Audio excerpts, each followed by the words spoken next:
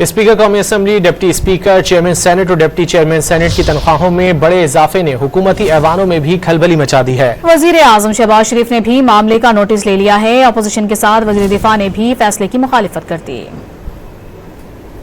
گزشتہ ماہ کے آخر میں اسپیکر قومی اسمبلی اور چیئرمین سینٹ کی تنخواہ میں 600% سے زائد اضافہ کر دیا گیا تھا۔ وزارت پارلیمانی امور کے نوٹیفیکیشن کے مطابق اسپیکر قومی اسمبلی اور چیئرمین سینٹ کی تنخواہ 13 لاکھ روپے مقرر کی گئی ہے۔ 6 لاکھ کا اضافی الاؤنس بھی دیا گیا ہے۔ نوٹیفیکیشن کے مطابق اضافے کا اطلاق رواں سال 1 جنوری سے ہوگا۔ حکومتی جماعت مسلم لیگ نون کے سینئر رہنما اور وزیر دفاع خواجہ محمد آصف نے بھی speaker, deputy speaker, chairman senate اور ڈپٹی چیئرمین سینٹ کی تنخواہ بڑھانے کی مخالفت کر دی۔ سوشل میڈیا پر جاری بیان میں خواجہ آصف نے اسپیکر اور چیئرمین سینٹ سمیت دیگر کی تنخواہ اور مراد میں بے تحاشا اضافے کو مالی فحاشی قرار دیا۔ کہا کہ عام آدمی کی زندگی کو ذہن میں رکھا جائے۔ اپوزیشن لیڈر عمر ایوب نے بھی اسپیکر اور چیئرمین سینٹ کی تنخواہوں میں بڑے اضافے پر حکومت کو آڑے ہاتھوں لے لیا۔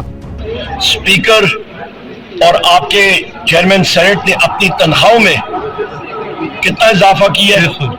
آپ کا تقریباً 600%، 6 گنا اضافہ کر دیا ہے۔ 2.5 لاکھ سے اٹھا کے 14 لاکھ چلے گئے۔ کیا بات ہے جناب! اپنے لیے دودھ اور نہر کی ندیاں بہا دی ہیں۔ عوامی حلقوں میں بھی فیصلے پر شدید تنقید کی جا رہی تھی۔ وزیر دفاع کی جانب سے حکومتی فیصلے پر تنقید پہلا موقع ہے کہ کسی اعلیٰ عہدیدار نے حکومتی فیصلے کی شدید مخالفت کی۔ وزیر اعظم شہباز شریف نے اسپیکر اور چیئرمین سینٹ سے رپورٹ طلب کر لی۔ رپورٹ ملنے کے بعد وزیر اعظم اس حوالے سے فیصلہ کریں گے۔